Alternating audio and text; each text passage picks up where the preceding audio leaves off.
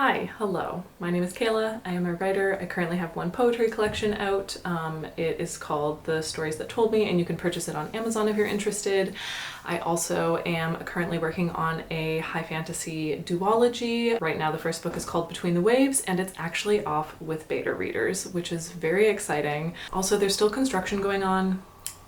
There's nothing I can do about it, and I apologize if you hear loud noises in the background. But today I am actually starting a vlog because, as I mentioned, the third draft of the first book, Between the Waves, went to beta readers last night. And next month, July, is Camp NaNoWriMo. So as of right now, Between the Waves is going to be a duology. And while I was working on draft 3 of Between the Waves, I got so many ideas for the second book. Like, the ideas were just flowing. I kept a running list of ideas in my Scrivener document of like ideas that were for book 2 or things that were set up specifically for book 2. I also want book 2 to be mostly finished by the time book 1 comes out. I want everything to be solidified so that I don't like miss anything. And I also want people to be able to pre-order book 2 if possible when book 1 releases, so that once people finish book 1 they can pre-order book 2. And because I'm self-publishing, I don't want to wait like a year between book releases. So because of that, I want most of book 2 to be finished by the time book 1 comes out so that it can also be released a few months or so after that. So because of the timeline, and because I genuinely, like, for the past week and a half, I have been just absolutely powering through like getting this draft of Between the Waves done. Last night when I sent it off to beta readers, I was like, oh good, now I finally get to like take a bit of a rest and kind of like take a break. And then I woke up this morning and realized that I didn't want to. I think I need a break from book 1, but I actually don't want a break from writing this series right now. So I've decided that I'm gonna do Camp NaNoWriMo for July. So I'm gonna set up my camp project. It's gonna be for Between the Waves book 2. I already shared this over on my Patreon, but I did put together some temporary cover art for both Between the Waves book 1 and book 2. Book 2 is without the title, obviously, right now because I haven't decided on that, but I'll put them up on the screen so that you can see them. So I'm going to use the book 2 temporary cover for my NaNoWriMo project. But the first thing I need to do is jump into the document of notes that I have that I was like collecting while I was writing draft 3 of book 1, and I need to sort through all of those, get rid of anything that doesn't make sense anymore, and then we're gonna start to outline, because I am going to outline this book as much as possible, just knowing that there are so many like plot threads and stuff that I need to make sure I don't completely lose between the two books. I'm gonna collect all of the little scraps of notes and ideas that I've been collecting over the past like year or so probably, and yeah, we're gonna start to make a plan for book 2, which feels crazy.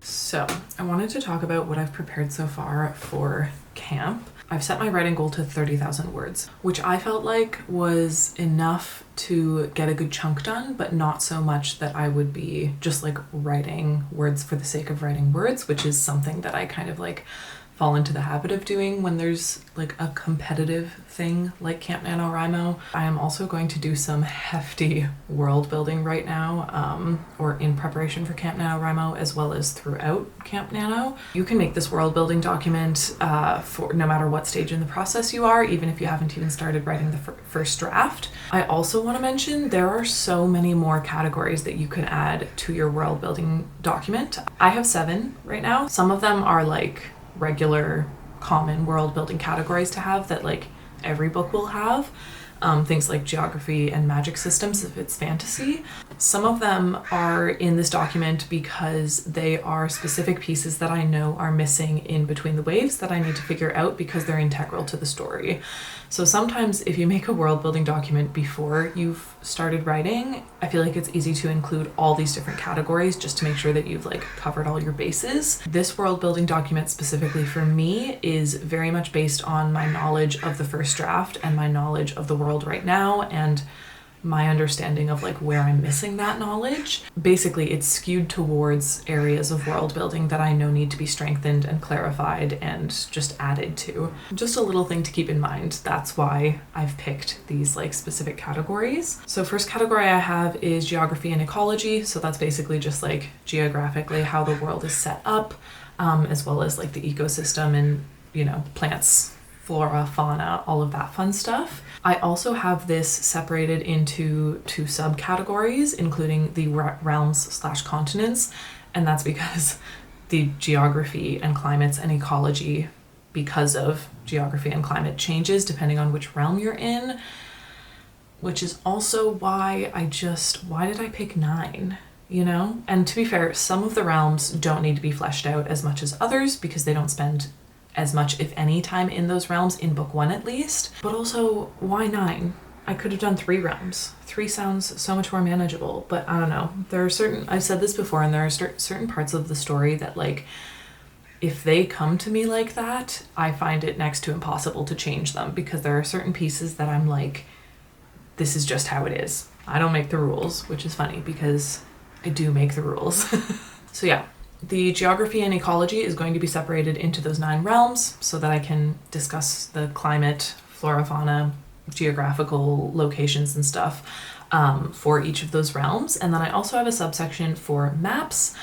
That's something I'm going to get started on today, actually. I think I'll put in another vlog, is I'm going to be doing maps for each one of the realms. Luckily, each realm is pretty much a main continent, a mainland, and then a spattering of islands and whatnot, so they're not as complex as they could be, but it's still going to be 9 different maps for those. And then I'm going to put an image of each map in this document so that I have like this master world building document. Then I have magic system, which again, if you're writing fantasy, you're gonna need this section. Generally, when you write fantasy, the magic is the thing that, you know, is the most unbelievable part of the world. So I think it's important to make sure that you fully understand your magic system. So I also have this separated into sections, including wild magic and tethered magic. They're technically the same source of magic, but the way that people access them is different. So that's why those are separated like that. I also added portals and then in brackets tide rips because they are portals, but they're called tide rips in the world. I added those ones specifically because they're a very, like, again, they use the same source of magic, but it manifests in a different way. I also have a section called world specific objects, human-made or natural, and that's because I have added certain little things here and there that are specific to the world. They're unique objects that I've created. So like certain types of plants, certain types of rocks and minerals, certain things that humans can create in this world that are very specific to the 9 realms. Like these aren't things that you or I would have come across in the real world or even heard about in other fantasy stories. So I've given that a section because I know that if I want to include super world specific objects like that, then I need to make sure that I fully understand them and that I know how to fully talk about them so that they actually feel real and believable. Some examples of that would be I have a mineral called Lunacore, which is basically like a stone, but it helps to kind of like boost people's magic when they have it. So yeah, that section is for stuff like that. I then have a section for history and culture. This section is also going to have subsections for each of the realms, or maybe not all of them to start, but definitely the main ones that we actually spend time in, and any others that are spoken about or influence the plot. And that's exactly as it sounds, history of the different realms and the world as a whole, as well as cultures and how they vary within the different realms and the world as a whole. Again, these sections could be endless. If you think about our own world, you could write millions and millions of words discussing all of the different histories and cultures throughout our world. When it comes to sections like this, you kind of have to make sure that you're only focusing on what's important. So with history and culture, I'm only going to focus on pieces of that world building that directly affect the plot, or I know will affect the plot later. Or this is also why it's nice to make this document after I've already written a few drafts of it, is because I have a better understanding of what I need to add to this section in order to strengthen the plot, because I've already written the draft a few times and I know what's missing. So then we have lore, beliefs, religions, myths, stuff like that. Again, I'm going to separate that into like specific different groups of people or geographical locations. And then I have politics and law.